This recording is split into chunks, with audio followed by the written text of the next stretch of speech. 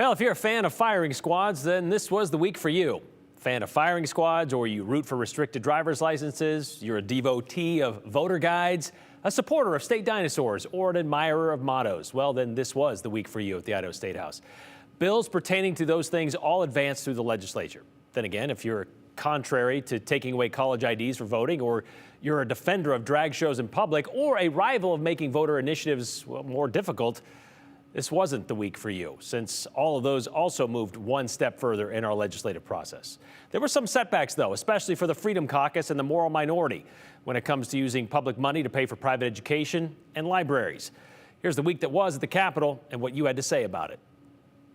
The education savings account established by this bill lets parents fully customize their child's education. Monday, the Idaho Senate finally took up the $45 million education savings account bill, a controversial take on school choice, which proponents point to as the savior of our kids' education. Our schools are giving us a bad product, and we continue to throw money at it every year. This bill would allow, once again, families to pull their kids out of an unhealthy situation and either homeschool them or put them into a private school. Opponents of the bill were worried about no cap on what the program could cost and who it would help most. In a study of Arizona ESA program enrollment data, Grand Canyon Institute found that the accounts primarily benefit wealthier families. A lack of accountability was also a problem. As I did mention, accountability does begin with parents, as well as having little regard for Idaho's 36,000 special education students. If you are a parent,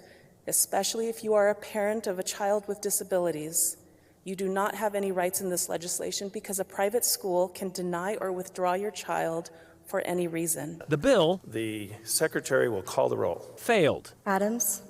12 Ruckty. to 23. Schroeder. The Senate President Pro Tem explained his nay this way. Specifically, what was your biggest issue with it? In my opinion, was the idea that only a portion of the money had to be used for education. I didn't understand that, and it wasn't clear how that would work out.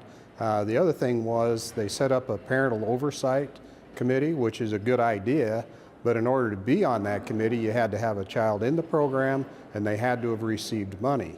So to me, that created immediate conflict of interest with taxpayer dollars. So this one was just pretty wide open. That was the problem. Pretty wide open, yeah. Which is what many of you took issue with as well. Such a relief to see the most extreme ESA bill go bye-bye. Idahoans want tax money attached to accountability, said Tammy. Wow, never thought I'd be thanking Chuck Winder for anything, but really appreciate his stand against the ESA bill, said Cecil and Meridian. This is really challenging. In the House Education Committee Wednesday, it was a tale of two library bills. This does not hurt librarians, but holds the institution responsible. One would put a civil penalty of $10,000 on any library or school, which allows a child to check out any book some might consider harmful to minors. Madam Chair Yamamoto. Yes. House Bill 139 failed to advance by a vote of 9-8. So the substitute motion to hold 139 in committee has passed. The other, House Bill 227, there's parts here that are going to offend everybody, and that's why it makes it a good bill. So would require school and local library boards to set up policies to pick and limit the materials on their shelves, including kids getting a parent's permission for a library card, something most libraries already do. I move that we send House Bill 227 to the House floor with a do-pass recommendation. But before the committee could vote on what they do with it, all in favor of adjournment say aye. Aye. Opposed, same. No. They adjourned, essentially ending the bill. So we are adjourned. KR from Boise offered this on the legislature leaning into libraries.